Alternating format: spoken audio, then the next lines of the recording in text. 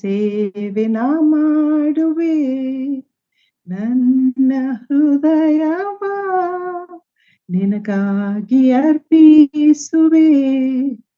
ಜೀವಿತದ ಕಾಲವೆಲ್ಲ ನಿನ್ನನ್ನೇ ಪ್ರೀತಿಸಿ ಸೇವಿಸುವೆ.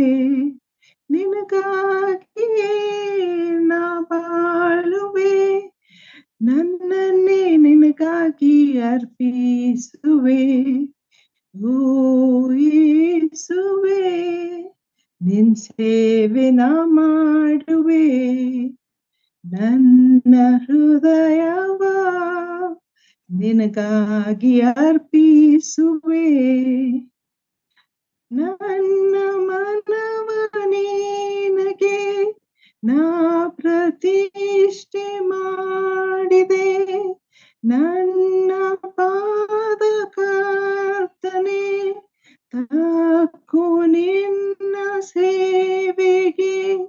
ನನ್ನ ಸ್ವರವು ನಿನ್ನದೇ, ನಿನ್ ಸ್ತೋತ್ರ ಮಾಡಲಿ. ನನ್ನ ಬಾಯಿ ಕರ್ತನೆ ನಿನ್ ವಾಕ್ಯ ಸಾರಲಿ. ಓ ಯೇಸುವೆ, ನಿನ್ ಸೇವೆ ನಾ ಮಾಡುವೆ, ನನ್ನ ಹೃದಯವ ನಿನಗಾಗಿ ಅರ್ಪಿಸುವೆ. ಜೀವಿಸುವವನು ನಾನಲ್ಲ, ನೀನೇ ನನ್ನಲ್ಲಿ ಜೀವಿಸಯ್ಯ. ನನ್ನ ಹೃದಯದೆಗುಲದಿ ಎಂದೆಂದು ನೀನೇ ನೆಲೆಸರಯ್ಯ. ನಿನ್ ಚಿತ್ತ ನಾನು ಮಾಡುವೆ, ನನ್ನನ್ನು ಬಲಪಡಿಸು. ನಿನ್ ಸಾಕ್ಷಿಯಾಗಿ ನಡೆಯಲು ಕೃಪೆ ನೀನು ತೋರಯ್ಯ. ಓ ಯೇಸುವೆ, ನಿನ್ ಸೇವೆ ನಾ ಮಾಡುವೆ, ನನ್ನ ಹೃದಯವ ನಿನಗಾಗಿ ಅರ್ಪಿಸುವೆ. ಜೀವಿತದ ಕಾಲವೆಲ್ಲ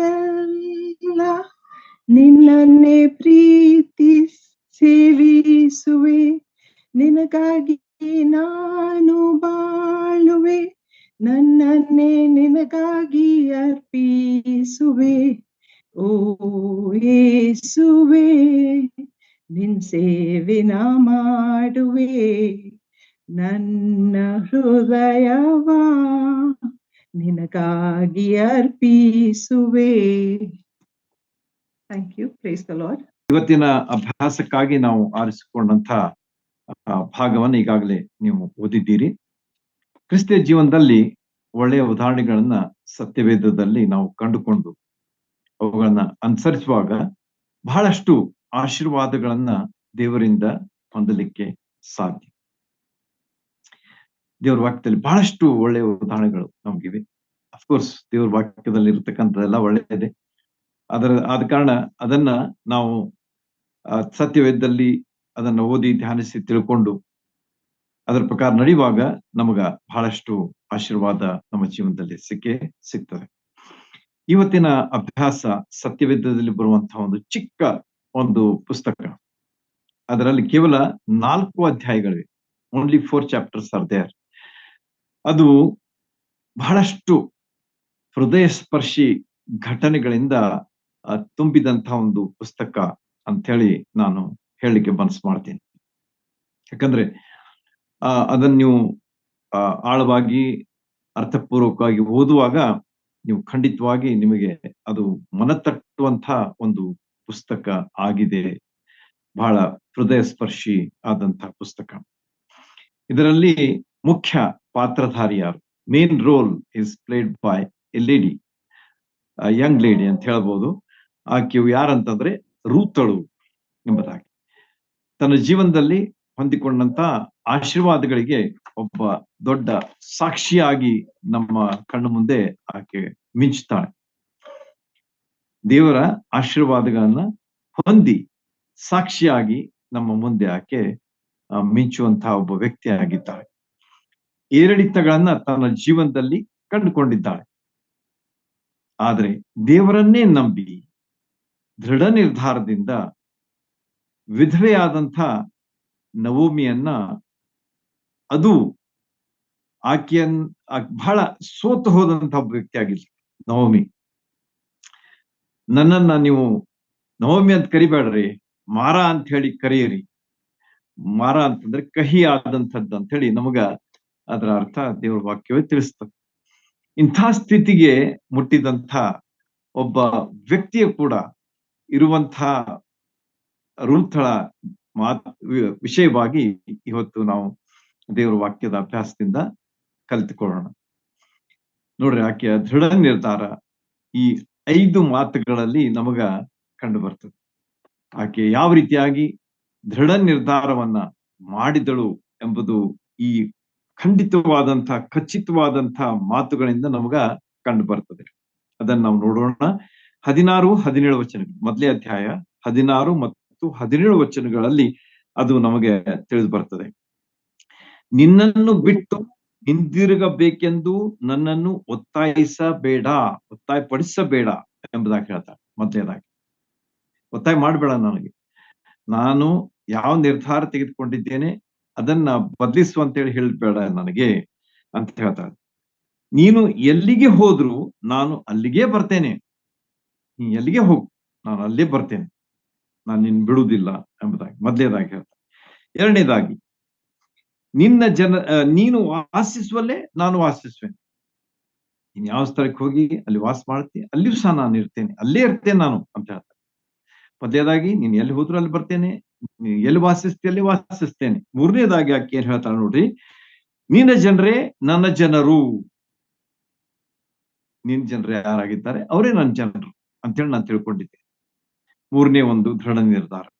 ನಾಲ್ಕನೇದಾಗಿ, ಬಹಳ ಮುಖ್ಯವಾದಂತಹ ಒಂದು ನಿರ್ಧಾರ, ಎಲ್ಲಕ್ಕಿಂತಲೂ ಮುಖ್ಯವಾದಂಥದ್ದು ಅದೇನಂತಂದ್ರೆ, ನಿನ್ನ ದೇವರೇ ನನ್ನ ದೇವರು.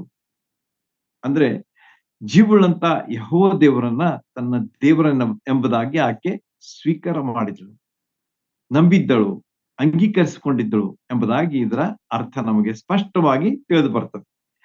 ನಿನ್ನ ದೇವರೇ ನನ್ನ ದೇವರು. ಆಕೆ ಗೊತ್ತಿತ್ತು ನವೋಮಿಯ ದೇವರು ಯಾರಂತ ಹೇಳಿ. ನವೋಮಿಯ ದೇವರು ಯಾರಾಗಿದ್ರು ಅಂತಂದ್ರೆ ಜೀವುಳ್ಳಂತ ಯೆಹೋವ ದೇವರಾಗಿದ್ರು. ಆದ ಕಾರಣ ಆಕೆ ಹೇಳ್ತಾಳೆ, ನಿನ್ನ ದೇವರೇ ನನ್ನ ದೇವರು. ಅಂದ್ರೆ ಆಕೆಯ ಮನಸ್ಸಿನಲ್ಲಿ ಈ ದೇವರ ಬಗ್ಗೆ, ಜೀವುಳ್ಳಂತಹ ದೇವರ ಬಗ್ಗೆ ಎಷ್ಟು ದೃಢತೆ ಇದೆ, ವಿಶ್ವಾಸ ಇದೆ ಎಂಬುದನ್ನ ಈ ಒಂದು ಮಾತು ನಮಗ ತಿಳಿಸಿಕೊಡ್ತದೆ.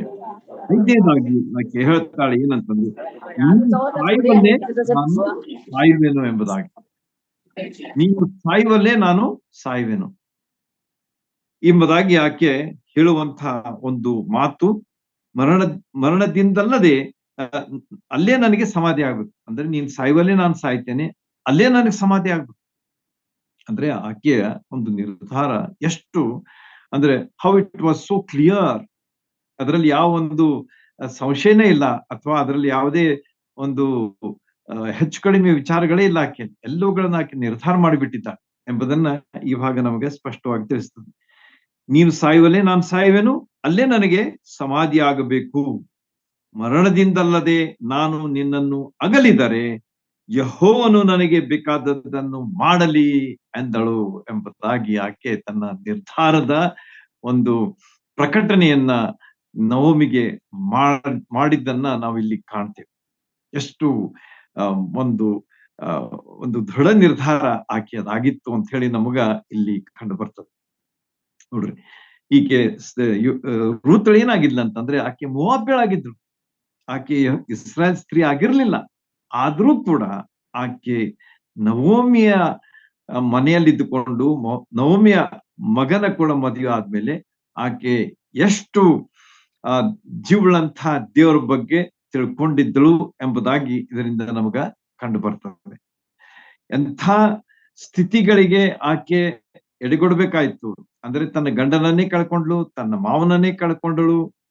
ಆಮೇಲೆ ಇಂತಹ ಸ್ಥಿತಿಯನ್ನ ಆಕೆ ಎದುರಿಸಿದ್ರೂ ಕೂಡ ಆಕೆಗೆ ಆ ಜೀವುಳ್ಳಂತಹ ದೇವರ ಮೇಲೆ ಖಂಡಿತವಾದಂತಹ ಒಂದು ವಿಶ್ವಾಸ ಇದೆ ಎಂಬುದಾಗಿ ನಮಗ ಇಲ್ಲಿ ಕಂಡು ಬರ್ತದೆ.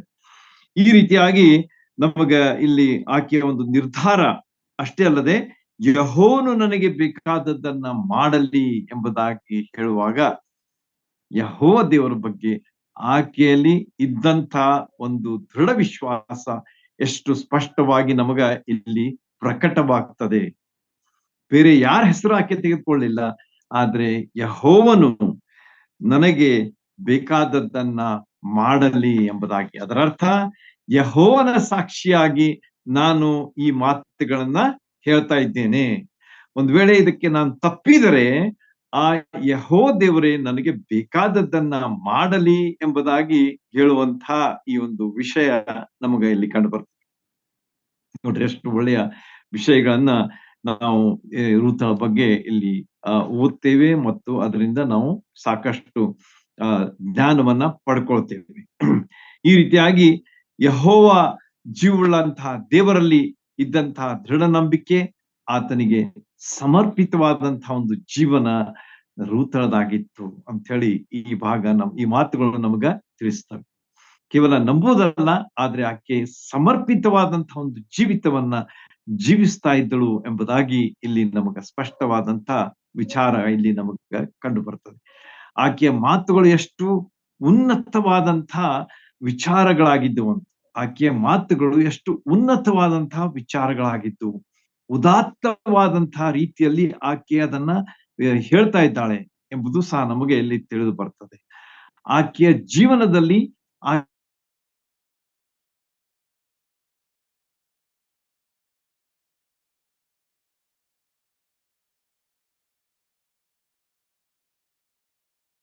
ಆಕೆ ಜೀವನದಲ್ಲಿ ಎಷ್ಟೋ ನಕಾರಾತ್ಮಕವಾದಂತಹ ಘಟನೆಗಳು ಘಟಿಸಿದ್ರೂ ಕೂಡ ಇಲ್ಲಿ ಆಕೆ ವ್ಯಕ್ತಪಡಿಸುವಂತಹ ವಿಚಾರಗಳು, ಮಾತುಗಳು ಏನ್ ತೋರಿಸ್ತವೆ ಅಂತಂದ್ರೆ ದೇವರಲ್ಲಿ ಭರವಸೆ ಬಿಟ್ಟು ಆಕೆ ಸಕಾರಾತ್ಮಕವಾದಂತಹ ನಡೆಯನ್ನ ನಡೀತಾ ಇದ್ದಾಳೆ ಎಂಬುದನ್ನ ಈ ಭಾಗ ನಮಗ ಸ್ಪಷ್ಟವಾಗಿ ತಿಳಿಸಿಕೊಡ್ತದೆ.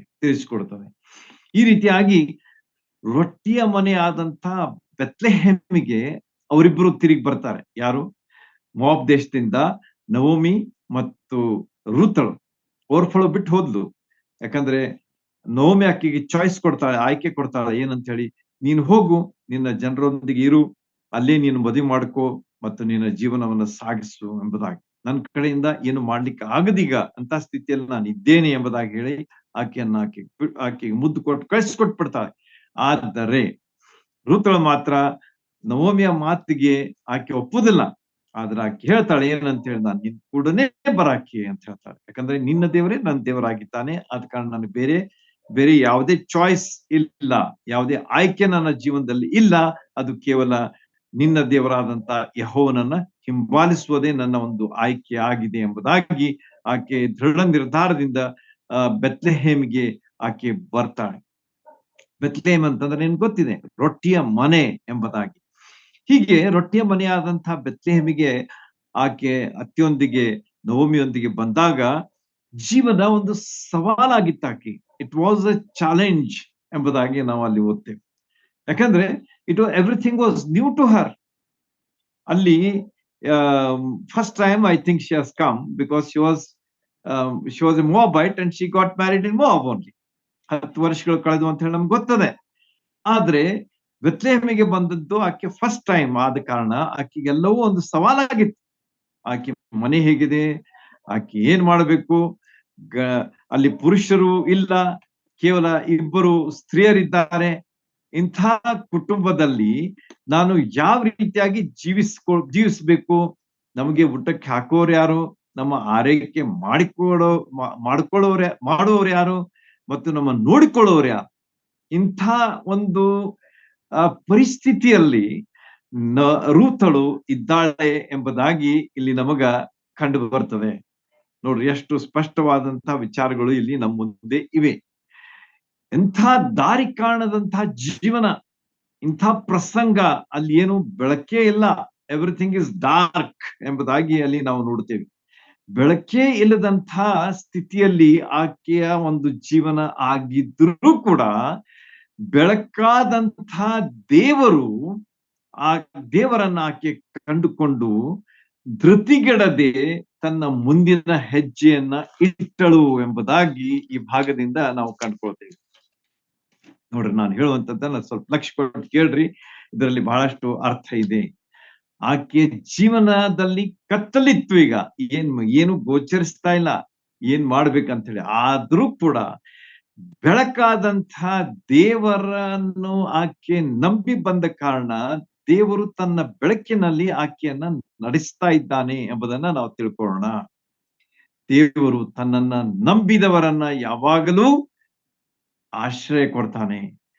ನಂಬಿ ಆತುಕೊಂಡವರಿಗಾಗಿ ಆತನು ವಿಶೇಷವೇನಂತಂದ್ರೆ ಆಶ್ರಯವನ್ನ ಕೊಡ್ತಾನೆ, ನೋಡಿಕೊಳ್ತಾನೆ, ಪರಾಮರಿಸ್ತಾನೆ, ಆತನೇ ಸಲಹುತ್ತಾನೆ, ಆತನೇ ಸಾಕುತ್ತಾನೆ ಎಂಬುದಾಗಿ ಈ ಒಂದು ವೃತ್ತಳ ಜೀವನ ನಮಗ ಸ್ಪಷ್ಟವಾಗಿ ತಿಳಿಸ್ಕೊಡ್ತದೆ.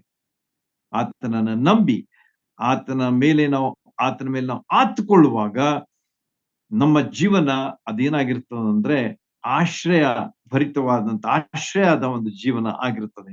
ಅದನ್ನ ಆಶ್ರಯ ಕೊಡುವಂಥವ್ರು ಯಾರಂತಂದ್ರೆ ನಮ್ಮ ಜೀವನಂತಹ ದೇವರೇ ಆಗಿದ್ದಾನೆ ಎಂಬುದಾಗಿ ರೂತಳ ಜೀವನ ಒಂದು ಸಾಕ್ಷಿಯಾಗಿ ನಮಗ ಕಂಡು ಬರುತ್ತದೆ. ನೋಡ್ರಿ, ಹಾಗಾದ್ರೆ ದೇವರು ಯಾವ ರೀತಿಯಾಗಿ ರೂತಳನ್ನ ನಡೆಸ್ತಾನೆ, ಅಥವಾ ಆಕೆಗೆ ಯಾವ ರೀತಿಯಾಗಿ ಆಶ್ರಯ ಕೊಡ್ತಾನೆ, ಅಥವಾ ಯಾವ ರೀತಿಯಾಗಿ ಆಕೆ ನೋಡಿಕೊಳ್ತಾನೆ, ಸಾಕಿ ಸಲಹುತ್ತಾನೆ ಎಂಬುದನ್ನ ನಾವು ಒಂದೊಂದಾಗಿ ನೋಡಿ ಅದರಿಂದ ಕಲಿತಕ್ಕಂಥ ಪಾಠಗಳನ್ನ ಇವತ್ತು ನಾವು ಹೊಂದಿಕೊಳ್ಳೋಣ. ಮೊದಲನೇದಾಗಿ ಅವರು ಅಲ್ಲಿ ಬಂದಾಗ, ರೊಟ್ಟಿಯ ಮನೆಯಾದಂತ ಬೆತ್ಲೆಹೇಮಿಗೆ ಬಂದಾಗ, ಅಲ್ಲಿ ಒಂದು ಸೀಸನ್ ಅಥವಾ ಒಂದು ಸುಗ್ಗಿ ಯಾವ್ದಾಗಿತ್ತಂತಂದ್ರೆ ಜವೆಗೋದಿಯ ಸುಗ್ಗಿ ಆಗಿತ್ತು ಅಂತ ಹೇಳಿ ಅಲ್ಲಿ ನಮಗ ಹೇಳಲ್ಪಟ್ಟಿದೆ. ಜವೆಗೋದಿಯ ಸೀಸನ್ದಲ್ಲಿ ಬಂದಂಥ ನವೋಮಿಗೆ ಕೆಲಸಕ್ಕೆ ಸಾಕಷ್ಟು ಅವಕಾಶಗಳು ಅಲ್ಲಿ ಉಂಟಾದವು ಎಂಬುದಾಗಿ ನಮಗೆ ಅಲ್ಲಿ ಕಂಡು ಬರ್ತದೆ. ನೋಡ್ರಿ, ಇಂಥ ಸಮಯದಲ್ಲಿ ಆಕೆ ಬಂದಿದ್ದಾಳಲ್ಲ, ಆಕೆ ಕೆಲಸ ಮಾಡುವುದಕ್ಕೆ ದೇವರು ಅವಕಾಶ ಮಾಡಿ ಕೊಟ್ಟಂತ ಒಂದು ಸಮಯ, ಸುಗ್ಗಿಯ ಕಾಲದ ಕೆಲಸದ ಒಂದು ಅವಕಾಶವನ್ನ ಅಲ್ಲಿ ನಾವು ಕಾಣ್ತೇವೆ.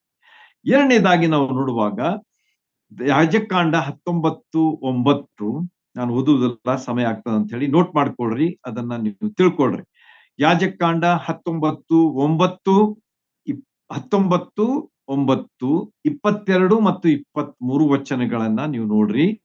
ಅದೇ ರೀತಿಯಾಗಿ ಧರ್ಮೋಪದೇಶ ಕಾಂಡ 24ನೇ ಅಧ್ಯಾಯ 19ನೇ ವಚನವನ್ನು ಸಹ ನೀವು ನೋಡುವಾಗ ಅಲ್ಲಿ ಹೇಳಲ್ಪಟ್ಟಂತ ದೇವರು ಮಾಡಿದಂತ ಒಂದು ಪ್ರಾವಿಷನ್ ಅಥವಾ ಒಂದು ಪೂರೈಕೆ ಅದೇನಾಗಿದೆ ಅಂತಂದ್ರೆ, ಹೊಲದಲ್ಲಿ ಬಂದಂತ ಬೆಳೆಯನ್ನ ಎಲ್ಲವೂ ತೆಗೆದುಕೊಂಡು ಹೋಗಂಗಿಲ್ಲ, ಸ್ವಲ್ಪ ಭಾಗವನ್ನ ಅಂದ್ರೆ ಹಕ್ಕಲಾಯ್ದುಕೊಳ್ಳುವುದಕ್ಕೆ ಅವಕಾಶ ಕೊಡ್ರಿ ಎಂಬುದಾಗಿ, ಬಡವರಿಗೋಸ್ಕರವಾಗಿ ನೀವು ಸ್ವಲ್ಪ ಭಾಗ ಬಿಡಬೇಕು ಎಂಬುದಾಗಿ ದೇವರು ಆಜ್ಞಾಪಿಸಿದ್ದನ್ನ ನಾವು ಈ ಎರಡು ಭಾಗಗಳಲ್ಲಿ ಓದ್ತೇವೆ, ಯಾಜಕಾಂಡ ಮತ್ತು ಧರ್ಮೋಪದೇಶ ಕಾಂಡದಲ್ಲಿ. ಅಂದ್ರೆ ದೇವರು ಎಷ್ಟು ತನ್ನ ವಾಕ್ಯಗಳಲ್ಲಿ ತನ್ನ ಜನರಿಗೋಸ್ಕರವಾಗಿ ಆತನು ಯೋಚಿಸುವಂಥವನಾಗಿದ್ದಾನೆ, ಯೋಜಿಸುವಂಥವನು ಸಹ ಆಗಿದ್ದಾನೆ. Is not only thinking but is also planning ಎಂಬುದಾಗಿ ಅದರಿಂದ ನಮಗ ಕಂಡು ಬರ್ತದೆ.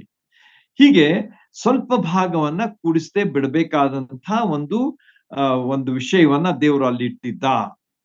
ಈಗ ರೂತಳು ಅತ್ತೆ ನವೋಮಿಯನ್ನ ನೋಡಿಕೊಳ್ಳುವುದಷ್ಟೇ ಅಲ್ಲ, ತನ್ನ ವಿಷಯವಾಗಿಯೂ ಸಹ ಆಕೆ ಯಾವ ರೀತಿಯಾಗಿ ನನ್ನ ಹೊಟ್ಟೆ ಪಾಡಿಗಾಗಿ ನಾನು ಏನ್ ಮಾಡ್ಬೇಕು ಎನ್ನುವಂತಹ ಒಂದು ದೊಡ್ಡ ಸವಾಲನ್ನ ಆಕೆ ಎದುರಿಸ್ತಾ ಇದ್ದಳು. ನೋಡ್ರಿ, ಎಂಥ ಒಂದು ಸ್ಥಿತಿಯನ್ನ ಆ ರೂತಳ ಜೀವನದಲ್ಲಿ ನಾವು ಇಲ್ಲಿ ಕಾಣ್ತಾ ಇದ್ದೇವೆ.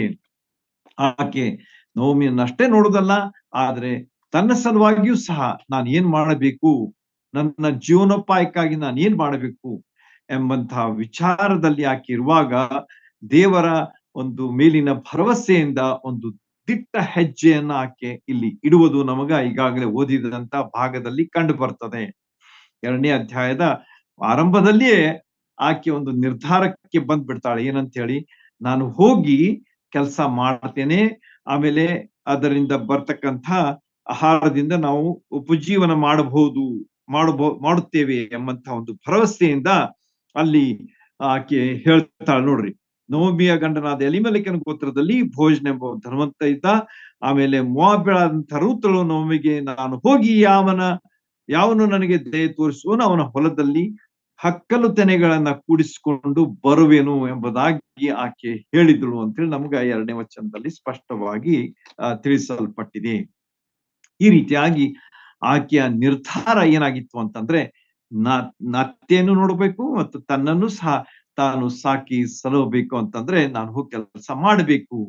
ಆತನನ್ನ ನಂಬಿದವರು ಆಶಾಭಂಗ ಪಡರು ಎಂಬುದಾಗಿ ನಾವು ದೇವರು ತನ್ನ ವಾಕ್ಯದಲ್ಲಿ ಹೇಳಿದ್ದಾನೆ. ರೋಮಾಪುರದವರಿಗೆ ಬರೆದ ಪತ್ರ 10ನೇ ಅಧ್ಯಾಯ 11ನೇ ವಚನ ನೋಟ್ ಮಾಡ್ಕೊಂಡು ಓದ್ರಿ. ಅದರಲ್ಲಿ ಸ್ಪಷ್ಟವಾಗಿ ಹೇಳಲಾಗಿದೆ ಏನಂತ ಹೇಳಿ, ಆತನನ್ನು ನಂಬಿದವರು ಆಶಾಭಂಗ ಪಡರು ಎಂಬುದಾಗಿ. ಅವರಿಗೆ ಯಾವುದೇ ಆಶಾಭಂಗ ಆಗೋದಿಲ್ಲ. ಯಾರಿಗೆ? ಆತನನ್ನ ನಂಬಿ ಆತನ ಮೇಲೆ ವಿಶ್ವಾಸ ಬಿಟ್ಟು ಆತನ ಮೇಲೆ ಭರವಸೆಯಿಂದ ಜೀವಿಸುವವರಿಗೆ ಆತನು ಯಾವಾಗಲೂ ಆಶಾಭಂಗ ಪಡಿಸನು ಎಂಬುದಾಗಿ ಆತನು ದೇವರ ವಾಕ್ಯದಲ್ಲಿ ಹೇಳಿದಂತೆ, ದೇವರು ತನ್ನ ದೇವರು ತನ್ನ ವಾಗ್ದಾನಗಳಿಗೆ ನಂಬಿಗಸ್ತನಾಗಿದ್ದಾನೆ ಎಂಬುದಾಗಿ ನಾನು ಕಳೆದ ಸಾರಿಯೂ ಸಹ ಹೇಳಿದ್ದೇನೆ ಈ ಮಾತನ್ನ. ಇಬ್ರಿಯರಿಗೆ ಬರೆದ ಪತ್ರದಲ್ಲಿ ನಾವು ನೋಡಿದ್ದೇವೆ ಮತ್ತು ಸತ್ಯವೇದ ಬೇರೆ ಬೇರೆ ಭಾಗಗಳಲ್ಲೂ ಸಹ ನಾವು ನೋಡಿದ್ದೇವೆ ಇದನ್ನ. ಹೀಗೆ ಈ ದೇವರ ಒಂದು ವಾಗ್ದಾನ ಅದು ಇಲ್ಲಿ ನಮಗ ಸ್ಪಷ್ಟವಾಗಿ ಕಂಡು ಬರ್ತದೆ. ತನ್ನ ವಾಗ್ದಾನವನ್ನ ನೆರವೇರಿಸುವನಾಗಿ ಇಲ್ಲಿ ನಮಗ ಕಂಡು ಬರ್ತಾನೆ. ಆಕೆ ಮೊದಲನೇದಾಗಿ ನಾವೇನ್ ನೋಡಿದ್ವಿ, ಜವೆಗೋದಿಯ ಸುಗ್ಗಿಯಲ್ಲಿ ದೇವರು ಆಕೆಯನ್ನ ಕರೆದುಕೊಂಡು ಬಂದ. ಅಂದ್ರೆ ಕೆಲಸ ಮಾಡೋದಕ್ಕಾಗಿ ಅಲ್ಲಿ ಒಂದು ಪ್ರೋತ್ಸಾಹ ಇದೆ. ಎರಡನೇದಾಗಿ ಆಕೆ ಹೋಗುವಂತಹ ಒಂದು ಸ್ಥಳ ಯಾವ್ದಾಗಿತ್ತು? She doesn't know anything about anybody. ಬೋಧನೂ ಗೊತ್ತಿಲ್ಲ, ಹೊಲನೂ ಗೊತ್ತಿಲ್ಲ, ಹೊಲದಲ್ಲಿ ಕೆಲಸ ಮಾಡೋದು ಗೊತ್ತಿಲ್ಲ ಆಕೆ. ಇಂಥ ಸ್ಥಿತಿಯಲ್ಲಿದ್ದಂತಹ ರೂತಳಿಗೆ ದೇವರು ಎಲ್ಲಿ ಕರ್ಕೊಂಡು ಹೋದ ಅಂತಂದ್ರೆ ಬೋವಾಜನ ಹೊಲದಲ್ಲಿಯೇ ಕರ್ಕೊಂಡು ಹೋದ. ಆತನ ಬಗ್ಗೆ ನಾವು ಓದ್ತೇವೆ, ಈಗಾಗಲೇ ಸಹೋದರಿ ಓದಿದ್ದಾರೆ ಅದ್ರ ಬಗ್ಗೆ. ಬೋವಾಜ್ ಏನಾಗಿದ್ದ ಅಂತಂದ್ರೆ ಎಲಿಮೆಲೆಕನ ಸಂಬಂಧಿಕನಾಗಿದ್ದ ಎಂಬುದಾಗಿ ನಮಗ ಅಲ್ಲಿ ತಿಳಿಸಲ್ಪಟ್ಟಿದೆ. ಅಂದ್ರೆ ನವೋಮಿಯ ಗಂಡನ ಒಬ್ಬ ಸಂಬಂಧಿಕನಾಗಿದ್ದ ಯಾರು? ಬೋವಾಜ್. ಈ ರೀತಿಯಾಗಿ ದೇವರು ತನ್ನ ಒಂದು ಕಾರ್ಯವನ್ನ ಯಾವ ರೀತಿಯಾಗಿ ಇಲ್ಲಿ ಮಾಡ್ತಾ ಇದ್ದಾನೆ ಎಂಬುದಾಗಿ ಇಲ್ಲಿ ನಮಗ ಸ್ಪಷ್ಟವಾಗಿ ಕಂಡು ಬರ್ತದೆ. ಇಲ್ಲಿ ಹೇಳ್ತಾರೆ ನೋಡ್ರಿ, ದೈವಯೋಗದಿಂದ. ಇಲ್ಲಿ 3ನೇ ವಚನದಲ್ಲಿ ನಾವು ನೋಡುವಾಗ, ಅದಕ್ಕೆ ನನ್ನ ಮಗಳೇ ಹೋಗು ಎನ್ನಲು ಆಕೆ ದೈವಯೋಗದಿಂದ ಎಲಿಮೆಲೆಕನ ಗೋತ್ರದವನಾದ ಬೋವಜನ ಸ್ವಾಸ್ಥ್ಯವಾಗಿದ್ದ ಹೊಲಕ್ಕೆ ಹೋಗಿ ಕೊಯ್ಯುವವರ ಸಂಗಡ ಹಿಂದಿನಿಂದ ತಿದ್ದಳು ಎಂಬುದಾಗಿ ಇಲ್ಲಿ ಹೇಳಲ್ಪಟ್ಟಿದೆ. ಸ್ಪಷ್ಟವಾದಂತಹ ಮಾತು ಇಲ್ಲಿ ನಮಗ ಕಂಡು ಬರ್ತದೆ. ಬೋವಜನ ಹೊಲಕ್ಕೆ ದೇವರು ಕರ್ಕೊಂಡು ಹೋದ, ಜವೆಗೋದಿಯ ಸುಗ್ಗಿಯಲ್ಲಿ ಆಕೆಯನ್ನು ಕರ್ಕೊಂಡು ಬಂದ. ನೋಡ್ರಿ, ಎಷ್ಟು ದೇವರು ಆತನ ನಂಬಿದವರನ್ನು ಎಂದಿಗೂ ಆಶಾಭಂಗ ಪಡಿಸನು ಎಂಬುದಾಗಿ ಹೇಳಿದಂತಹ ಮಾತನ್ನ ಇಲ್ಲಿ ಆತನು ನಡೆಸಿ ಕೊಡ್ತಾ ಇದ್ದಾನೆ ಎಂಬುದಕ್ಕೆ ಇದೊಂದು ದೊಡ್ಡ ಸಾಕ್ಷ್ಯ ಆಗಿದೆ. ಆದ ಕಾರಣ ನಮ್ಮ ಜೀವನ ಯಾವ ರೀತಿಯಾಗಿರ್ಬೇಕು? ಆತನ ಮೇಲೆ ನಂಬಿಕೆ ಇಟ್ಟು ನಾವು ಜೀವಿಸುವಂತವರಾಗಿರ್ಬೇಕು. ಆಗ ನಾವು ಆಶಾಭಂಗ ಪಡುವಂತಹ ಮಾತೇ ಇಲ್ಲ. ಇದನ್ನ ನೀವು ಬಿಟ್ಟು ಬಿಡ್ರಿ, ಆಶಾಭಂಗ ಅನ್ನುವಂತಹ ಮಾತೇ ಬರುವುದಿಲ್ಲ. ಆತನು ಯಾವಾಗಲೂ ತನ್ನ ವಾಗ್ದಾನಗಳಿಗೆ ಆತನು ನಂಬಿಗಸ್ತನಾಗಿ ಇದ್ದಾನೆ ಎಂಬುದಾಗಿಯೂ ಸಹ ನಾವು ದೇವರ ವಾಕ್ಯದಲ್ಲಿ ನೋಡುವಂತೆ ತನ್ನ ವಾಗ್ದಾನಗಳನ್ನ ಆತನು ನೆರವೇರಿಸಿ ಕೊಡುವಂತವನಾಗಿದ್ದಾನೆ. ದೇವರ ಘನತೆ ಗೌರವಗಳು ಸಹ ಇಲ್ಲಿ ನಮಗ ಕಂಡು ಬರ್ತವೆ. ತನ್ನ ಕಾರ್ಯಗಳನ್ನ ಮಾಡುವುದರ ಮೂಲಕವಾಗಿ ಇಲ್ಲಿ ಆತನು ನಮಗ ಸ್ಪಷ್ಟೀಕರಿಸ್ತಾ ಇದ್ದಾನೆ, ಅದನ್ನ ತೋರಿಸ್ತಾ ಇದ್ದಾನೆ. ಹೀಗೆ ದೇವರು ದ್ರೂತಳ ಒಂದು ಸದ್ಗುಣ ಏನಂತಂದ್ರೆ ದೈವ ಭಕ್ತಿ ಆಗಿದ್ದಳು ಎಂಬುದಾಗಿಯೂ ಸಹ ನಾವು ಆಕೆಯ ಬಗ್ಗೆ ಇಲ್ಲಿ ಕಾಣ್ತೇವೆ. ದೇವರನ್ನ ನಂಬಿ ದೇವರ ಭಕ್ತಿಯನ್ನು ಸಹ ಆಕೆಯ ಜೀವನದಲ್ಲಿ ನಾವು ಇಲ್ಲಿ ಸ್ಪಷ್ಟವಾಗಿ ಕಂಡುಕೊಳ್ತೇವೆ. ಹೀಗೆ ದೈವ ಭಕ್ತಿಯಾದಂತಹ ರೂತಳ ಸದ್ಗುಣಗಳನ್ನ ನಾವು ಒಂದೊಂದಾಗಿ ಇವತ್ತು ನಾವು ಅಭ್ಯಾಸ ಮಾಡಿ ಈ ಒಂದು ಅನೇಕ ಆತ್ಮೀಯ ಪ್ರಯೋಜನಗಳನ್ನ ನಾವು ಇವತ್ತು ಪಡೆದುಕೊಳ್ಳೋಣ. ಹೆಚ್ಚಿನ ಸಮಯ ಕಳೆದಿದೆ, ಯಾಕಂದ್ರೆ ಸಮಯ ದಾಟ್ತಾ ಇದೆ. ಆದ ಕಾರಣ ಮೊದಲನೇದಾಗಿ ಆಕೆಯ ಜೀವನದಲ್ಲಿ ಎದ್ದು ಕಾಣುವಂತಹ ಒಂದು ವಿಶೇಷವಾದಂತಹ ಗುಣ ಏನಂತಂದ್ರೆ, ತನ್ನ ಅತ್ತೆಗೆ ವಿಧೇಯಳಾದಂತಹ ಒಬ್ಬ ಸ್ತ್ರೀ ಆಗಿದ್ದಳು. ತನ್ನ ಅತ್ತೆಗೆ ಆಕೆ ಗೌರವ ಕೊಡುವಂತಹ ಒಬ್ಬ ವ್ಯಕ್ತಿ ಆಗಿದ್ದಳು, ಸ್ತ್ರೀ ಆಗಿದ್ದಳು ಎಂಬುದಾಗಿ ಇಲ್ಲಿ ಸ್ಪಷ್ಟವಾಗಿ ಅಲ್ಲಿ ಕಂಡು ಬರ್ತದೆ. ತನ್ನ ಮನಸ್ಸಿಗೆ ಬಂದಂತೆ ಜೀವಿಸುವುದು ಅಥವಾ ನಡೆಯುವುದಲ್ಲ, ಆದ್ರೆ ತನಗಿಂತ ಹಿರಿಯಳಾದಂಥ, ಅನುಭವಸ್ಥಳಾದಂಥ, ಬಹಳಷ್ಟು ಅನುಭವವನ್ನ ಹೊಂದಿದಂಥ ನವೋಮಿಯ ಅಪ್ಪಣೆ ಪಡೆದು ಎಂಬುದಾಗಿ ಇಲ್ಲಿ ಹೇಳಲಾಗಿದೆ. ಆಕೆ ಹೋಗಿ ಹೇಳ್ತಾಳೆ ತನ್ನ ಒಂದು ನಿರ್ಧಾರವನ್ನ, ನಾನು ಹೋಗ್ತೇನೆ ಅಂತ ಹೇಳುವಾಗ ನವೋಮಿ ಅಪ್ಪಣೆ ಕೊಡ್ತಾಳೆ, ಹೋಗು ಹಾಗಾದ್ರೆ ಅಂತ ಹೇಳಿ. ಈ ರೀತಿಯಾಗಿ ದೇವರ ನಡೆಸುವಿಕೆಯನ್ನ ಆಕೆ ಏನ್ ಮಾಡಿದ್ಲು ಅಂತಂದ್ರೆ, ಈ ನವೋಮಿಯ ಅಪ್ಪಣೆ ಪಡೆದು ಆಕೆ ಸಲಹೆಯಂತೆ ಹೆಜ್ಜೆ ಹಾಕಿದ್ರು ಎಂಬುದಾಗಿ ನೋಡುವುದರ ಮೂಲಕವಾಗಿ ನಾವು ಕಂಡುಕೊಳ್ತೇವೆ.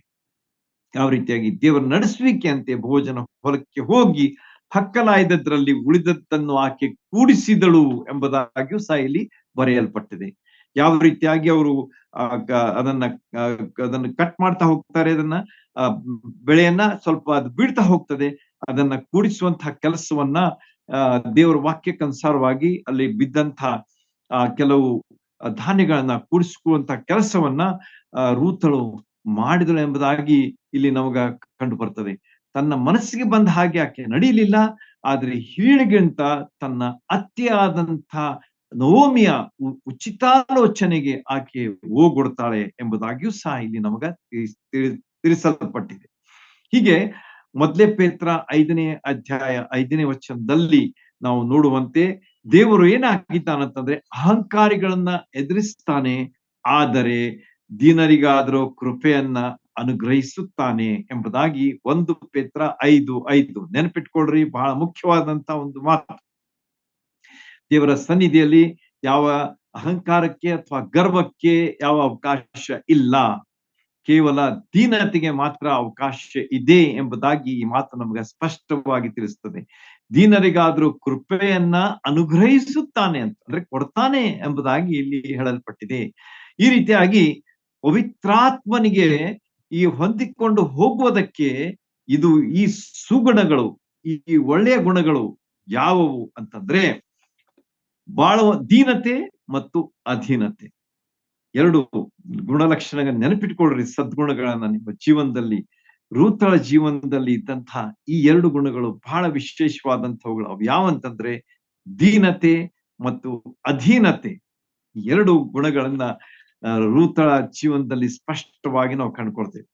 ಆಕೆ ದೀನಳಾಗಿದ್ದಳು, ಅದೇ ರೀತಿಯಾಗಿ ನವೋಮಿಗೆ ಅಧೀನಳು ಸಹ ಆಗಿದ್ದಳು ಎಂಬುದಾಗಿ ಇಲ್ಲಿ ನಮಗ ಸ್ಪಷ್ಟವಾಗಿ ಕಂಡು ಬರುವಂತಹ ಆಕೆಯ ಸುಲಕ್ಷಣಗಳು ಅಥವಾ ಸದ್ಗುಣಗಳು ಅಲ್ಲಿ ನಮಗ ಕಂಡು ಬರ್ತವೆ. ಸುಗುಣಗಳು ಅಂತ ಹೇಳಿ ನಾವು ಹೇಳಬಹುದು. ಈ ರೀತಿಯಾಗಿ ಗರ್ವಿಗಳು, ಅಹಂಕಾರಿಗಳಾಗಿ ನಾವು ಬಾಳುದು ಬೇಡ. ಆದ್ರೆ ನಾವು ಏನಾಗೋಣ ಅಂತಂದ್ರೆ ದೀನರಾಗಿರೋಣ, ಅದೇ ರೀತಿಯಾಗಿ ಅಧೀನರೂ ಆಗಿರೋಣ. ದೇವರಿಗೆ ಅಧೀನರಾಗುವುದು ಅಷ್ಟೇ ಅಲ್ಲ, ಹಿರಿಯರಿಗೂ ಸಹ, ನಮಗಿಂತ ದೊಡ್ಡವರಿಗೂ ಸಹ ನಾವು ಯಾವಾಗಲೂ ಮಾನ ಸನ್ಮಾನ ಗೌರವಗಳನ್ನ ಕೊಟ್ಟು ದೇವರ ವಾಕ್ಯಕ್ಕೆ ನಾವು ಮನ್ನಣೆಯನ್ನ ಕೊಡುವಂತಹ ಜೀವಿತ ನಮ್ಮದಾಗಿರ್ಬೇಕು ಎಂಬುದಾಗಿ ರೂತಳ ಒಂದು ಜೀವನ ನಮಗೆ ತಿಳಿಸಿಕೊಡ್ತದೆ. ಈ ರೀತಿಯಾಗಿ ಆತ್ಮೀಯ ಸದ್ಗುಣಗಳಲ್ಲಿ ಈ 2 ವಿಷಯಗಳು ಇವು ಏನಾಗಿವೆ ಅಂತಂದ್ರೆ ಪವಿತ್ರಾತ್ಮನಿಗೆ ಹೊಂದಿಕೊಂಡು ಹೋಗುವಂತಹ ಈ ಗುಣಗಳು. ಪವಿತ್ರಾತ್ಮನ ಫಲಗಳನ್ನ ನಾವು ನೋಡ್ತೀವಲ್ಲ, ನಂಬಿಕೆ, ದಯೆ, ಉಪಕಾರ, ಪ್ರೀತಿ, ಸಂತೋಷ, ಸಮಾಧಾನ, ದಯೆ, ನಂಬಿಕೆ, ಉಪಕಾರ, ನಂಬಿಕೆ, ಸಾಧುತ್ವ, ಶಮೆದಮೆ. ಈ 9 ಗುಣಗಳನ್ನ ನಾವು ನೋಡುವಾಗ ಇವು ಏನಾಗಿವೆ ಅಂತಂದ್ರೆ ಪವಿತ್ರಾತ್ಮನಿಗೆ ಹೊಂದಿಕೊಂಡು ಹೋಗುವಂತಹ ಗುಣಗಳು, ದೀನತೆ ಮತ್ತು ಅಧೀನತೆ. ಹೀಗೆ ಮೊದಲೇ ಒಂದು ಆಕೆಯ ಗುಣಲಕ್ಷಣ ಏನಾಗಿತ್ತು ಅಂತಂದ್ರೆ ದೀನತೆ, ಅಧೀನತೆ. ನಾವು 2ನೇ ಒಂದು ಗುಣಕ್ಕೆ ನಾವು ಬರೋಣ. ಅಲ್ಲಿ ಆಕೆ 17ನೇ ವಚನಕ್ಕೆ ನಾವು ಈಗಾಗಲೇ ಓದಿದಂತಹ ಭಾಗದಲ್ಲಿ ರೂತಳು ಸಾಯಂಕಾಲದವರೆಗೂ ಹಕ್ಕಲಾಯ್ದು ಕೂಡಿಸಿದ್ದನ್ನು ಎಂಬುದಾಗಿ ಸ್ಪಷ್ಟವಾಗಿ ಹೇಳಲಾಗಿದೆ.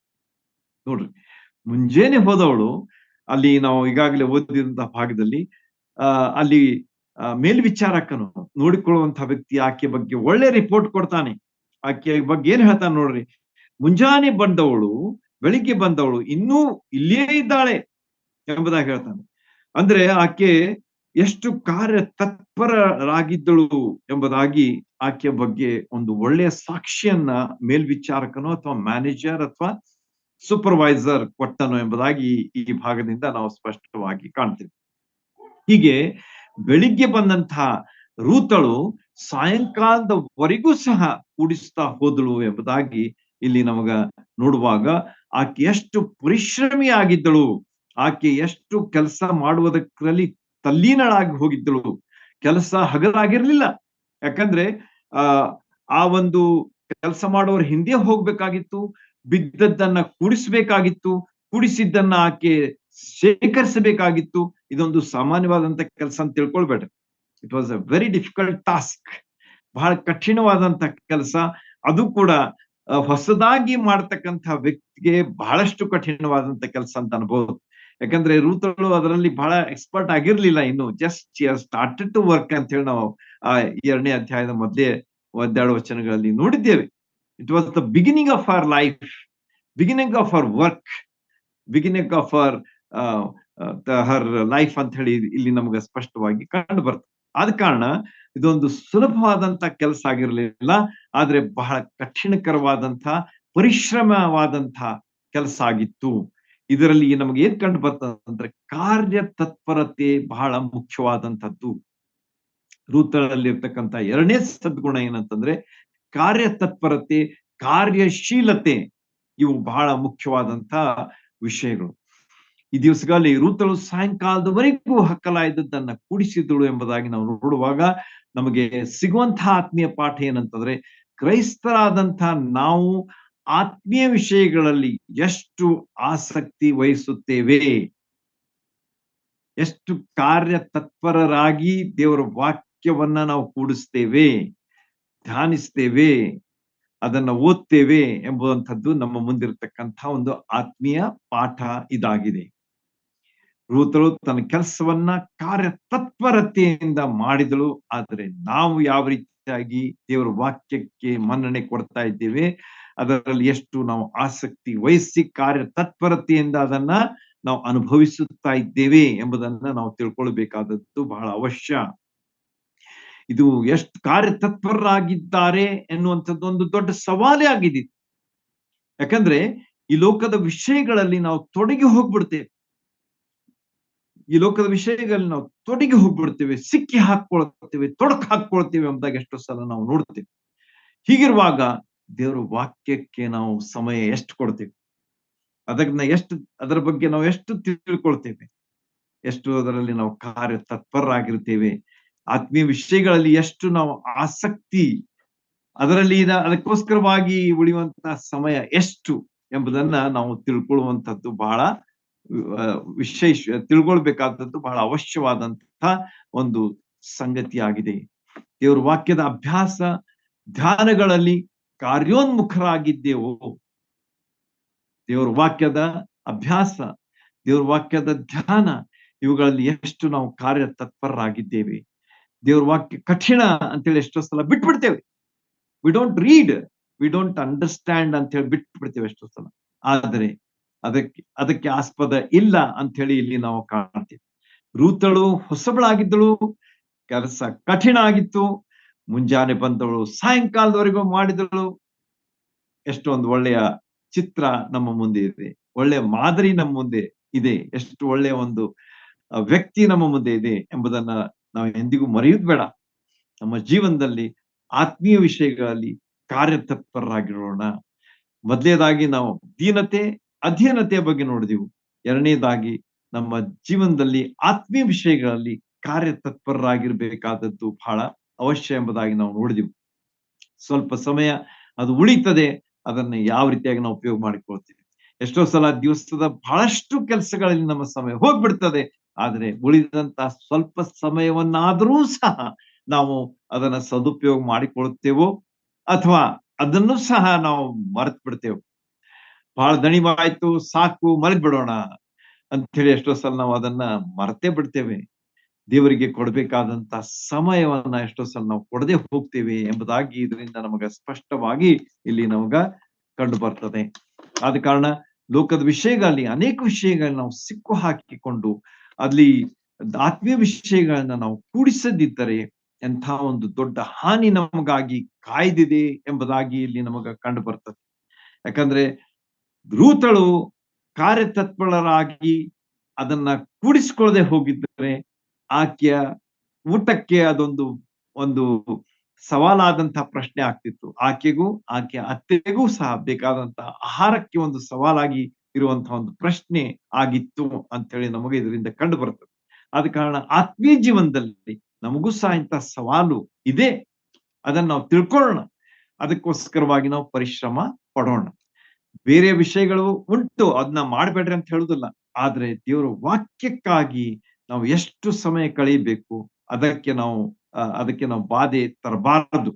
ಅದಕ್ಕೆ ನಾವು ಕೊರತೆ ಉಂಟಾಗಬಾರದಂತೆ ನಾವು ಯಾವಾಗ್ಲೂ ಕಾರ್ಯತತ್ಪರರಾಗಿ ಆತ್ಮೀಯ ವಿಷಯಗಳನ್ನ ನಾವು ಅನುಭವಿಸುವಂತವರಾಗಿರ್ಬೇಕಾದದ್ದನ್ನ ಈ ಎರಡನೇ ಒಂದು ಸದ್ಗುಣದಲ್ಲಿ ನಾವು ಕಾಣ್ತೇವೆ. ಮೂರನೇದಾಗಿ ನಾವು ನೋಡುವಾಗ ಆಕೆಯ ಜೀವನದಲ್ಲಿ ಆಕೆ ಏನ್ ಮಾಡಿದ್ಲು ಅಂತಂದ್ರೆ, ರೂತಳು ಕೇವಲ ಒಂದ್ ದಿವ್ಸ ಹೋಗಿ ಆಯ್ತಪ್ಪ, ಎರಡನೇ ದಿವ್ಸ ಬೇಡ, ಇವತ್ತು ಸ್ವಲ್ಪ ರೆಸ್ಟ್ ತಗೊಳ್ಳೋಣ, ಯಾಕಂದ್ರೆ ಮೈ ಕೈ ನೋಯ್ತಾ ಇದೆ, ಬಹಳಷ್ಟು ನಾನು ಬಗ್ಗಿ ಅದನ್ನ ಕಾಳುಗಳನ್ನ ಕೂಡಿಸ್ಬೇಕಾದದ್ದಾಗಿತ್ತು, ಬಹಳ ಬಿಸಿಲಿತ್ತು, ಮತ್ತು ದಿವಸ ಎಲ್ಲ ನಾನು ಕೆಲಸ ಮಾಡಿದೆ, ನನಗೆ ಬಹಳ ದಣಿವಾಗಿದೆ ಅಂತ ಹೇಳಿ ಆಕೆ ಯಾವುದೇ ಒಂದು ಎಕ್ಸ್ಕ್ಯೂಸ್ ಕೊಡೋದನ್ನ ನಾವು ನೋಡುದಿಲ್ಲ. ಆಕೆ ಜೀವನದಲ್ಲಿ she continue to work till the end of the season ಅಂತ ಹೇಳಿ ಅಲ್ಲಿ ಹೇಳಲ್ಪಟ್ಟಿದೆ. ಗೋಧಿಯ ಒಂದು ಸುಗ್ಗಿ ಮುಗಿಯುವ ತನಕ ಆಕೆ ಕೆಲಸ ಮಾಡಿದಳು ಎಂಬುದಾಗಿ ಅಲ್ಲಿ ನಮಗ ಹೇಳಲಾಗಿದೆ. ದೀರ್ಘಕಾಲ ಸಹಿಸುವಂತಹ ಒಂದು ಪರ್ಸಿವರೆನ್ಸ್ ಆಕೆಯಲ್ಲಿ ಇತ್ತು ಎಂಬುದಾಗಿ ನಮಗೆ ಕಂಡು ಬರ್ತದೆ. ದೀರ್ಘಕಾಲದ ಸೇವೆ ಮಾಡುವಂತಹ ಒಂದು ಭಾವ ಆಕೆಯಲ್ಲಿ ಇತ್ತು. ಒಂದು ದಿವಸ ಹೋಗಿ ಎರಡನೇ ದಿವಸ ನಾನು ರೆಸ್ಟ್ ತಗೊಳ್ತೇನೆ ಅಂತೇಳಿ ಮನೆಯಲ್ಲಿ ಕುಳಿತುಕೊಳ್ಳಲಿಲ್ಲ. ವಚನ 23ರಲ್ಲಿ ನಾವು ನೋಡುವಾಗ ಅಲ್ಲಿ ಏನ ಬರೆಯಲ್ಪಟ್ಟಿದೆ ಅಂತಂದ್ರೆ, ಆಕೆ ಸಹ ಕೆಲಸದವರು ಕೂಡ ಹೆಣ್ಣು ಮಕ್ಕಳೊಂದಿಗೆ ಕೂಡಿ ಸುಗ್ಗಿಯ ಅಂದ್ರೆ ಜವಗೋಧಿಯ ಸುಗ್ಗಿಯ ಕೊನೆಯವರೆಗೂ ಸಹ ದುಡಿದಳು ಎಂಬುದಾಗಿ ವಚನ 23 ಹೇಳುತ್ತದೆ. ಅದನ್ನ ಓದುವುದಿಲ್ಲ, ಸಮಯ ದಾಟ್ತಾ ಇದೆ. ಹೀಗೆ ಅದನ್ನು ಓದ್ರಿ ನೋಟ್ ಮಾಡ್ಕೊಂಡು. ಎಲ್ಲಿಯ ತನಕ ಕೆಲಸ ಮಾಡಿದ್ದು ಅಂತಂದ್ರೆ, from day 1 to day last of the season. ಎಂಥ ಪರಿಶ್ರಮ, ಎಂಥ ಒಂದು ದೀರ್ಘಕಾಲೀನ ಒಂದು ಕಾರ್ಯ ಆಕೆಯದಾಗಿತ್ತು, ಎಂಥ ಸಹನೆಯಿಂದ ಕೂಡಿದಂತಹ ಒಂದು ಕಾರ್ಯವಾಗಿತ್ತು. ದೇವರ ವಾಕ್ಯದ ಬಗ್ಗೆ ನಾವು ಎಷ್ಟು ಸಹನ ಪೂರ್ವಕವಾದಂತಹ ವ್ಯಕ್ತಿಗಳಾಗಿದ್ದೇವೆ. ಎಷ್ಟು ಸಹನೆ ನಮಗಿರ್ತದೆ ದೇವರ ವಾಕ್ಯದ ಬಗ್ಗೆ. ನಾವು ಅದನ್ನ ಓದ್ಬೇಕು, ಧ್ಯಾನಿಸ್ಬೇಕು, ತಿಳ್ಕೊಳ್ಬೇಕು. ಇತರರು ಹೇಳಿದ್ದನ್ನ ನಾವು ಪರಿಶೀಲಿಸಿ ತಿಳ್ಕೊಳ್ಬೇಕು ಎಂಬಂತಹ ಒಂದು ಭಾವ ನಮ್ಮಲ್ಲಿ ಇರ್ತದೆ ಎಂಬುದನ್ನ ರೂತಳ ಜೀವನ ನಮಗೆ ತಿಳಿಸ್ಕೊಡ್ತದೆ. ನಾವು ಅಪೊಸ್ತಲರ ಕೃತ್ಯ 17ನೇ ಅಧ್ಯಾಯ 11ನೇ ವಚನದಲ್ಲಿ ಒಂದು ಸುಂದರವಾದಂತಹ ಉದಾಹರಣೆಯನ್ನ ದೇವರು ನಮ್ಮ ಮುಂದೆ ಇಟ್ಟಿದ್ದಾನೆ. ಅದು ಯಾರಂತಂದ್ರೆ, ಅದು ಬೆರಿಯ ಎಂಬಂತಹ ಸಭಿಕರು, ಕ್ರೈಸ್ತರು ಎಂಬುದಾಗಿ ನಮಗ ಗೊತ್ತಿದ್ದಂತಹ ಮಾತು. ಬೆರಿಯ ಒಂದು ಸಭೆಯವರು ಅವ್ರು ಏನ್ ಮಾಡ್ತಾ ಇದ್ರು ಅಂತಂದ್ರೆ, ದೇವರ ವಾಕ್ಯವನ್ನ ಕೇಳಿದ ಮೇಲೆ ಹೋಗಿ ಅದನ್ನ ಪರಿಶೀಲಿಸಿ ಖಚಿತಪಡಿಸ್ಕೊಳ್ತಾ ಇದ್ರ ಅಂತ. ನೋಡ್ರಿ, ಎಷ್ಟು ಸುಂದರವಾದಂತಹ ವಿಚಾರವನ್ನ ಇಲ್ಲಿ ಅವ್ರ ಬಗ್ಗೆ ನೋಡ್ತೇವೆ. ಬೆರಿಯನ್ಸ್ ಅಂತ ಹೇಳ್ತೇವೆ ಇಂಗ್ಲಿಷ್ ನಲ್ಲಿ. ಈ ಬೆರಿಯದವ್ರು ಏನಾಗಿದ್ರು ಅಂತಂದ್ರೆ, ದೇವ್ರ ವಾಕ್ಯ ಕೇಳಿದ ಮೇಲೆ, ಅದು ಪೌಲ ಹೇಳಿ ಅಥವಾ ಬೇರೆ ಅವರು ಹೇಳಿ, ಆದ್ರೆ ಅದನ್ನ ಆಕೆ ಪರಿಶೀಲಿಸಿ ಖಚಿತಪಡಿಸಿಕೊಳ್ಳುವಂತ ಭಾವವನ್ನ ಹೊಂದಿದವರು ಯಾರಾಗಿದ್ರು ಅಂತಂದ್ರೆ ಬೆರಿಯ ಸಭೆಯವರಾಗಿದ್ರು ಅಂತ ಹೇಳಿ ಎಂಥ ಒಂದು ದೊಡ್ಡ ಒಂದು ವಿಚಾರವನ್ನ ನಾವು ಇಲ್ಲಿ ಅವ್ರ ಬಗ್ಗೆ ಕಾಣ್ತೇವೆ. ದೊಡ್ಡ ಪ್ರಯತ್ನ ಮಾಡಿ ಒಳ್ಳೆಯ ತ್ಯಾಗದಿಂದ ಬಹಳ ಸುಲಭವಾಗಿದ್ರೂ ಸಹ ದಿನಂಪ್ರತಿ ಯೇಸು ಸ್ವಾಮಿಯನ್ನ ಹಿಂಬಾಲಿಸಿ ಅದನ್ನ ನಾವು ತಿಳ್ಕೊಳ್ಬೇಕಾದದ್ದು ಬಹಳ ಅವಶ್ಯ ಅಂತೇಳಿ ಈ ಭಾಗದಿಂದ ನಾವು ಸ್ಪಷ್ಟವಾಗಿ ಕಂಡುಕೊಳ್ತೇವೆ. ಇದೊಂದು ಪರೀಕ್ಷೆ ನಿಜ, ಆದ್ರೆ ಈ ಪರೀಕ್ಷೆಯಲ್ಲಿ ನಾವು ತೇರ್ಗಡೆ ಹೊಂದಬೇಕಾದದ್ರ ಅವಶ್ಯಕತೆ ಇದೆ. ದೀರ್ಘಕಾಲೀನ ಒಂದು ಕಾರ್ಯಾಚರಣೆ ನಮ್ದಾಗಿರ್ಬೇಕು, ಅಥವಾ ಕಾರ್ಯವೈಖರಿ ನಮ್ದಾಗಿರ್ಬೇಕು. ಒಂದು ದಿವಸ ನಾವು ಓದುವುದು, ಇವತ್ತು ನಾನು ಓದ್ತೇನೆ, ಆಸಕ್ತಿ ಬಂದದ ಅಂತ ಹೇಳಿ 10 ಅಧ್ಯಾಯ ಓದುವುದು, 2ನೇ ದಿವಸ ಬಿಟ್ಬಿಡುವುದು, ಇಂಥ ಒಂದು ವಿಧಾನ ನಮ್ಮ ಜೀವನದಲ್ಲಿ ಫಲಕಾರಿ ಆಗುವುದಿಲ್ಲ. ಅದರಿಂದ ನಮಗೆ ಯಾವ ಆಶೀರ್ವಾದ ಸಿಗುವುದಿಲ್ಲ. ಆದ್ರೆ ನಾವು ಅದನ್ನ ದೀರ್ಘಕಾಲೀನವಾಗಿ ಅದನ್ನ ಅಭ್ಯಾಸ ಮಾಡ್ತಾ ಹೋಗ್ಬೇಕು. ಆಸಕ್ತಿ ಕಳ್ಕೊಳ್ಳದೆ ಅದನ್ನ ದಿನಂಪ್ರತಿ ನಾವು ಆತ್ಮೀಯ ಆಹಾರವನ್ನ ಸೇವಿಸ್ತಾ ನಾವು ಹೋಗ್ಬೇಕಾದದ್ರ ಅವಶ್ಯಕತೆಯನ್ನ ನಾವು ಈ ಭಾಗದಿಂದ ಸ್ಪಷ್ಟವಾಗಿ ಕಂಡುಕೊಳ್ತೇವೆ. ಅದು ಪರೀಕ್ಷೆ ಆದ್ರೂ ಸಹ ಅಡ್ಡಿಲ್ಲ, ಆದ್ರೆ ಆ ಪರೀಕ್ಷೆಯಲ್ಲಿ ನಾವು ಪಾಸ್ ಆಗಲೇಬೇಕೆಂಬಂತ ಒಂದು ಭಾವವನ್ನ ನಾವು ಹೊಂದಿಕೊಂಡಿರ್ಬೇಕು. ರೂತಳು ಈ ಒಂದು ದೀರ್ಘಕಾಲೀನ ಕೆಲಸದ ಸಹನೆಯ ಕೆಲಸದಲ್ಲಿ ಆಕೆ ತೇರ್ಗಡೆ ಆದಳು ಎಂಬುದಾಗಿ ನಮಗ ಸ್ಪಷ್ಟವಾಗಿ ಆಕೆಯ ಜೀವನವೇ ನಮಗೆ ತಿಳಿಸುತ್ತದೆ. ಈ ರೀತಿಯಾಗಿ ನಾವು ಈ ಒಂದು ಸಹನಶೀಲತೆ, ದೀರ್ಘಕಾಲೀನ ಒಂದು ಚಟುವಟಿಕೆ, ಆತ್ಮೀಯ ಚಟುವಟಿಕೆಗಳಲ್ಲಿ ನಾವು ಯಾವಾಗಲೂ ಒಳಗೊಂಡಿರ್ಬೇಕಾದದ್ದು ಬಹಳ ಅವಶ್ಯ. ನಾಲ್ಕನೇದಾಗಿ ನಾವು ಕೊನೆಯದಾಗಿ ನೋಡುವಾಗ ಅಲ್ಲಿ ವಚನ 17ರಲ್ಲಿ ನಾವು ಬರೆದದ್ದನ್ನ ನಾವು ನೋಡುವಾಗ, ರೂತಳು ತಾನು ಕೂಡಿಸಿದ್ದನ್ನ ಬಡಿದಳು ಎಂಬುದಾಗಿ ಇಲ್ಲಿ ಸ್ಪಷ್ಟವಾಗಿ ಬರೆದದ್ದು. ಬಹಳ ಸುಂದರವಾದಂತಹ ವಿಚಾರ. ಕೇವಲ ತೆನೆ ಕುಡಿಸುವುದಾಗ್ಲಿ ಅಥವಾ ಕಾಳು ಕುಡಿಸುವುದಾಗ್ಲಿ ಅದು ಮುಖ್ಯ ಅಲ್ಲ. ಅದನ್ನ ಒಡೆಯದಿದ್ರೆ ನಮಗ ಅದು ಕಾಳು ಸಿಗುದಿಲ್ಲ. ಅದರ ಮೇಲಿನ ಕವರ್ ಹೋಗದಿದ್ರೆ ನಾವು ಅದನ್ನ ತಿನ್ಲಿಕ್ಕೆ ಆಗುವುದಿಲ್ಲ. ಈಗ ನಾವು ಬೀಸುವಂತ ಕೆಲಸ ನೋಡ್ತೇವೆ, ನಾವು ಎಷ್ಟೋ ಒಣಕೆಯಲ್ಲಿ ಹಾಕಿ ಅದನ್ನ ಜಜ್ಜುವಂತ ಕೆಲಸ ನೋಡ್ತೇವೆ, ಕಾಳುಗಳನ್ನ ಅಥವಾ ಈ ತೆನೆಗಳನ್ನ. ಇದೇನ್ ತೋರಿಸ್ತದೆ ಅಂತಂದ್ರೆ ಅವುಗಳ ಉಪಯೋಗ ಯಾವಾಗ ಬರ್ತದೆ ಅಂತಂದ್ರೆ ಅವುಗಳನ್ನ ಬಡಿಯುವಾಗ, ಅವುಗಳನ್ನ ನಾವು ಬಡಿಯುವಾಗ ಅದನ್ನ ನಮ್ಗೆ ಕಾಳು ಬೇರೆ ಆಗ್ತದೆ, ಅದರ ಮೇಲಿನ ಕವಚ ಬೇರೆ ಆಗ್ತದೆ ಎಂಬುದಾಗಿ ನಮ್ಗೆ ಎಲ್ಲರೂ ತಿಳಿದಂತಹ ಮಾತು. ಹೀಗೆ ರೂತಳು ಏನ್ ಮಾಡಿಲ್ಲ ಅಂತಂದ್ರೆ ತೆಗೆದುಕೊಂಡು ಬಂದಂತ ಕಾಳುಗಳನ್ನ ಆಕೆ ಬಡಿದಳು ಎಂಬುದಾಗಿ ನಮಗ ಈ 17ನೇ ವಚನದಲ್ಲಿ ಸ್ಪಷ್ಟವಾಗಿ ಹೇಳಲ್ಪಟ್ಟಿದ್ ನೋಡ್ರಿ. ಕೂಡಿಸಿದ್ದನ್ನ ಬಡಿದಾಗ ಸುಮಾರು 30 ಸೇರು ಜವೆಗೋದಿ ಸಿಕ್ಕಿತು ಎಂಬುದಾಗಿ ಇಲ್ಲಿ ಹೇಳಲ್ಪಟ್ಟಿದೆ. ಅಂದ್ರೆ ಎಷ್ಟು ಆಕೆ ಕೆಲಸ ಮಾಡಿದಳು ಎಂಬುದಾಗಿ ಇಲ್ಲಿ ನಮ್ಗೆ ತಿಳಿದು ಬರ್ತದೆ. ಈ 30 ಸೇರು ಜವೆಗೋದಿಯನ್ನ ಆಕೆ ಕೂಡಿಸಿದಳು ಎಂಬುದಾಗಿ, ಆಮೇಲೆ ಅದನ್ನು ಬಡಿದಳು ಎಂಬುದಾಗಿ ಸಹ ಅಲ್ಲಿ ನಮಗ ತಿಳಿದು ಬರುವಂತಹ ಒಂದು ಮಾತು. ಆದ ಕಾರಣ ದೇವರ ವಾಕ್ಯದ ಸತ್ಯತೆಗಳನ್ನ ನಾವು ಏನ್ ಮಾಡ್ಬೇಕು ಅಂತಂದ್ರೆ ನಾವು ಅದನ್ನ ಅಭ್ಯಾಸ ಮಾಡ್ಬೇಕು. ಅದನ್ನ ಬೇರೆಯವರಿಂದ ಬೋಧಿಸಿದ್ದು ನಮ್ಮ ಬೆಳವಣಿಗೆಗೆ, ಆತ್ಮೀಯ ಬೆಳವಣಿಗೆಗೆ ಸಹಾಯಕಾರಿ ಆಗ್ತದೆ, ನಿಜ. ಅದನ್ನ ನಾವು ಅಳವಡಿಸಿಕೊಳ್ಳಬೇಕಾದದ್ದು ಬಹಳ ಅವಶ್ಯ.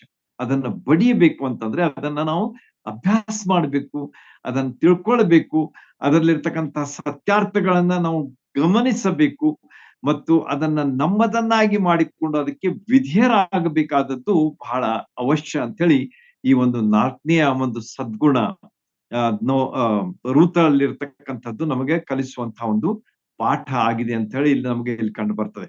ಈ ರೀತಿಯಾಗಿ ಈ ಒಂದು ರೂತಳ ಈ ಒಂದು ಕಾರ್ಯ ವೈಖರಿ ಅದೇನಾಗಿತ್ತು ಅಂತಂದ್ರೆ ಅದು ನವೋಮಿಯನ್ನ ಅಷ್ಟೇ ಅಲ್ಲದೆ ಕೆಲಸದವರನ್ನ, ಅಷ್ಟೇ ಅಲ್ಲದೆ ಕೊಯ್ಯುವವರನ್ನ, ಅಷ್ಟೇ ಅಲ್ಲದೆ ಮೇಲ್ವಿಚಾರಕರನ್ನ ಮತ್ತು ಕೊನೆಯದಾಗಿ ಬೋವಜ್ ಶ್ರೀಮಂತ ಒಡೆಯ ಇವರೆಲ್ಲರನ್ನ ಅದು ನಮ್ಮ ಮುಂದೆ ತರುವಂತಹ ಒಂದು ವಿಚಾರ ಅಲ್ಲಿ ನಮಗ ಕಂಡು ಬರ್ತದೆ.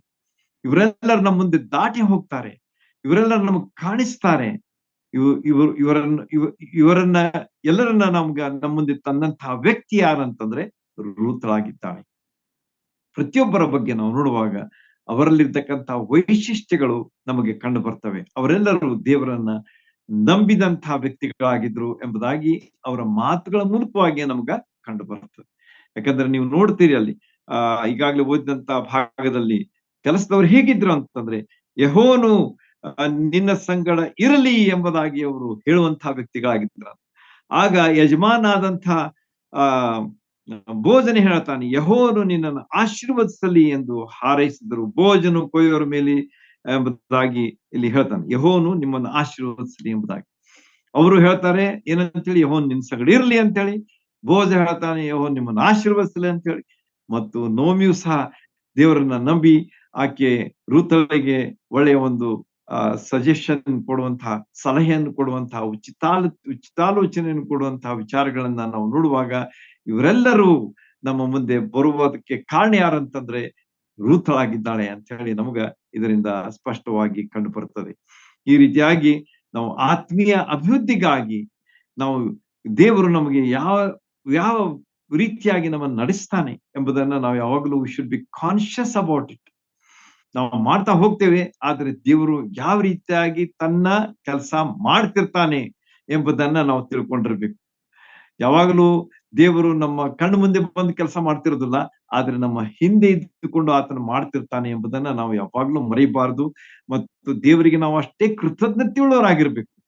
ಎಷ್ಟು ಆತನು ತನ್ನ ವಾಗ್ದಾನ ಮಾಡಿದ ಆತನು ನಂಬಿಗಸ್ತನಾಗಿದ್ದಾನೆ ಮತ್ತು ತನ್ನ ವಾಗ್ದಾನಿಗಳಿಗೆ ಅನುಸಾರವಾಗಿ ಆತನು ನಡೀತಾನೆ ಎಂಬುದಕ್ಕೆ ನಾವು ಯಾವಾಗಲೂ ಕೃತಜ್ಞತೆಯುಳ್ಳವರಾಗಿರ್ಬೇಕಾದದ್ದು ಸಹ ನಮ್ಮ ಮುಂದಿರತಕ್ಕಂತ ಒಂದು ವಿಚಾರ. ಹೀಗೆ ಈ ರೂತರ ಜೀವನದಲ್ಲಿ ಬರ್ತಕ್ಕಂಥ ಈ 4 ಅತ್ಯುತ್ತಮವಾದಂತಹ ಗುಣಗಳನ್ನ ನಾವು ನೆನಪಿನಲ್ಲಿ ಇಟ್ಕೊಳ್ಳೋಣ. ಈ ಒಂದು ಅಭ್ಯಾಸ ನಮ್ಮ ಜೀವನದಲ್ಲಿ ಒಂದು ಹೆಚ್ಚಾದಂತಹ ಬೆಳಕನ್ನ ತೆಗೆದುಕೊಂಡು ಬರಲಿ. ಎಲ್ಲಿ ನಾವು ಎಲ್ಲಿ ಬಿದ್ದು ಹೋಗಿದ್ದೇವೆ, ನಾವು ಎಲ್ಲಿ ಕಡಿಮೆ ಆಗಿದ್ದೇವೆ, ನಾವು ಪರೀಕ್ಷೆಯಲ್ಲಿ ಯಾಕೆ ಪಾಸ್ ಆಗ್ತಾ ಇಲ್ಲ ಎಂಬಂತಹ ವಿಚಾರಗಳು ನಮ್ಮ ಮುಂದೆ ಇದ್ರುದಾದ್ರೆ ಇವತ್ತು ನಮಗೆ ದೇವರು ಈ ಒಂದು ಪಾಠದ ಮೂಲಕವಾಗಿ ಅವುಗಳಿಗೆ ಉತ್ತರ ಕೊಟ್ಟಿದ್ದಾನೆ. ದೀನತೆ ಮತ್ತು ಅಧೀನತೆ, ನಾವು ದೇವರ ಮುಂದೆ ಯಾವಾಗ್ಲೂ ದೀನರಾಗಿರೋಣ. ಯಾಕಂದ್ರೆ ದೇವರು ನಮ್ಮನ್ನ ಮೇಲೆ ತರುವಂತವನಾಗಿದ್ದಾನೆ. ಅಧೀನರು ಸಹ ಆಗಿರೋಣ. ದೇವರಿಗೆ ಅಧೀನರು ಮತ್ತು ಹಿರಿಯರಿಗೂ ಸಹ ದೇವರನ್ನು ಅನುಸರಿಸುವಂತಹ ಅಥವಾ ಹಿಂಬಾಲಿಸುವಂತಹ ಹಿರಿಯರಿಗೆ ನಾವು ಯಾವಾಗಲೂ ಅಧೀನರಾಗಿರ್ಬೇಕಾದದ್ದು ಬಹಳ ಅವಶ್ಯ ಅಂತೇಳಿ ಮೊದಲೇ ಒಂದು ಭಾಗದಲ್ಲಿ ನೋಡಿದೆವು. 2ನೇ ಆಕೆಯ ಗುಣ ಯಾವ್ದಂತ ಕಾರ್ಯಶೀಲಳಾಗಿದ್ದಳು. ತನಗೆ ಕೊಟ್ಟಂತಹ ಕೆಲಸದಲ್ಲಿ ಆಕೆ ಕಾರ್ಯಶೀಲರಾಗಿತ್ತು. ನಾವು ಆತ್ಮೀಯ ವಿಷಯಗಳಲ್ಲಿ ಎಷ್ಟು ಕಾರ್ಯಶೀಲರಾಗಿದ್ದೇವೆ ಎಂಬುದನ್ನು ನಾವು ಪರೀಕ್ಷಿಸಿ ತಿಳ್ಕೊಳ್ಳೋಣ. ಒಂದು ವೇಳೆ ನಾವು ಕಡಿಮೆ ಆಗಿ ಕಂಡು ಬಂದ್ರೆ ನಾವು ಹೆಚ್ಚು ಮಾಡುವುದಕ್ಕಾಗಿ ನಾವು ಯಾವಾಗಲೂ ಪ್ರಯತ್ನ ಮಾಡೋಣ. ಲೆಟ್ಸ್ ಬಿ ಕಾರ್ಯಶೀಲರಾಗಿ ಮುಂದೆ ಅರಿಯೋಣ. 3ನೇದಾಗಿ ನಾವು ನೋಡುವಾಗ ದೀರ್ಘಕಾಲ ಸಹಿಸುವಂತವರಾಗಿರೋಣ. ನಮ್ಮ ಆತ್ಮೀಯ ಚಟುವಟಿಕೆಗಳು ಕೇವಲ 1 ದಿವಸ, 1 ವಾರ, 1 ತಿಂಗಳು, 1 ವರ್ಷಕ್ಕೆ ಸೀಮಿತ ಅಲ್ಲ. ನಮ್ಮ ಜೀವನದುದ್ದಕ್ಕೂ ಇರುವಂತಹ ಈ ಆತ್ಮೀಯ ಚಟುವಟಿಕೆಗಳಲ್ಲಿ ನಾವು ಮುಂದರಿಯುತ್ತಾ ಹೋಗೋಣ. ಹೆಚ್ಚೆಚ್ಚಾಗಿ ಆಸಕ್ತಿ ವಹಿಸೋಣ. ಆತ್ಮೀಯ ರೀತಿಯಲ್ಲಿ ಅಭಿವೃದ್ಧಿಯನ್ನ ಪಡೆಯೋಣ. ದೇವರ ಮಹಿಮೆಗಾಗಿ ನಾವು ಜೀವಿಸೋಣ. 4ನೇದಾಗಿ ನಾವು ನೋಡುವಾಗ ಆಕೆ ಆ ಕಾಳನ್ನ ಬಡಿದಳು. ಆಗ ಅಲ್ಲಿ ಅವು ಸಿಪ್ಪೆ ಬೇರೆ ಆಯ್ತು, ಆಮೇಲೆ ಅಲ್ಲಿ ಕಾಳು ಸಹ ಸಿಕ್ತು ಅಂತ ಹೇಳಿ ನಮ್ಗೆ ಸ್ಪಷ್ಟವಾಗಿ ಈ ಭಾಗ ತಿಳಿಸ್ಕೊಡ್ತದೆ. ಆದ ಕಾರಣ ದೇವ್ರ ವಾಕ್ಯದ ಧ್ಯಾನವನ್ನ ನಾವು ಮಾಡಬೇಕಾದದ್ದು ಅವಶ್ಯ. ದೇವರ ವಾಕ್ಯವನ್ನು ತಿಳ್ಕೊಳ್ಳಬೇಕಾದದ್ದು ಅವಶ್ಯ. ದೇವರ ವಾಕ್ಯದ ಧ್ಯಾನ, ಪ್ರಾರ್ಥನೆಯಲ್ಲಿ ನಾವು ಮುಂದರಿಯಬೇಕಾದದ್ದು ಅವಶ್ಯ. ಮತ್ತು ಇವೆಲ್ಲವುಗಳನ್ನ ನಾವು ನೋಡುವಾಗ ನಮ್ಮ ಜೀವನದಲ್ಲಿ ದೇವರ ನಂಬಿಗಸ್ತನ ಎಷ್ಟಿದೆ, ದೇವರು ಎಷ್ಟು ತನ್ನ ಕೆಲಸವನ್ನ ಹಿಂದೆ ಇದ್ದುಕೊಂಡು ಮಾಡ್ತಾ ಇದ್ದಾನೆ ಎಂಬುದರ ತಿಳುವಳಿಕೆಯಿಂದ ದೇವರಿಗೆ ಹೆಚ್ಚಾದಂತ ಕೃತಜ್ಞತೆಯುಳ್ಳವರಾಗಿರೋಣ. ಎಲ್ಲ ನಾವೇ ಮಾಡ್ತೇವೆ, ಎಲ್ಲ ತಾನೇ ಆಗ್ತಾ ಇದೆ ಅಂತ ಹೇಳಿ ಅಲ್ಲ. ಇದು ಅಂತ ವಿಚಾರ ಇದ್ರೆ ಅದನ್ನ ಬಿಟ್ಬಿಡ್ರಿ. Nothing happens on its own. ಇಲ್ಲಿ ನಾವು ಒಂದು ರೂತರ ಜೀವನದಲ್ಲಿ ನೋಡ್ತೀವಿ, ಎಷ್ಟು ಅದ್ಭುತವಾದ ರೀತಿಯಲ್ಲಿ ದೇವರು ತನ್ನ ಕೆಲಸ ಮಾಡ್ತಿರ್ತಾನೆ. ಆತನನ್ನ ನಂಬಿದವರಿಗೆ ಎಂದು ಆಶಾಭಂಗ ಪಡೆದಂತಹ ರೀತಿಯಲ್ಲಿ ರೂತರ ಜೀವನದಲ್ಲಿ ದೇವರು ಎಷ್ಟು ಅದ್ಭುತವಾದ ಕಾರ್ಯಗಳನ್ನು ಮಾಡ್ದ. ಅದೇ ರೀತಿಯಾಗಿ ನಾವು ಆತನ ನಂಬಿ ಈ ಅದ್ಭುತಗಳನ್ನು ನಮ್ಮ ಜೀವನದಲ್ಲಿ ನಾವು ಅನುಭವಿಸ್ತಾ ಹೋಗೋಣ. ಅಷ್ಟೇ ಅಲ್ಲದೆ ಆತನಿಗೆ ಕೃತಜ್ಞತೆಯುಳ್ಳವರಾಗಿ ಆತನಿಗೆ ಸ್ತುತಿ ಸ್ತೋತ್ರಗಳನ್ನು ಸಲ್ಲಿಸುತ್ತಾ ಆತನ ಮಹಿಮೆಗಾಗಿ ಜೀವಿಸುವುದಕ್ಕೆ ದೇವರು ತನ್ನ ವಿಶೇಷವಾದಂತಹ ಸಹಾಯವನ್ನು ದಯಪಾಲಿಸಲಿ. ದೇವರ ನಾಮಕ್ಕೆ ಸ್ತೋತ್ರವಾಗಿ.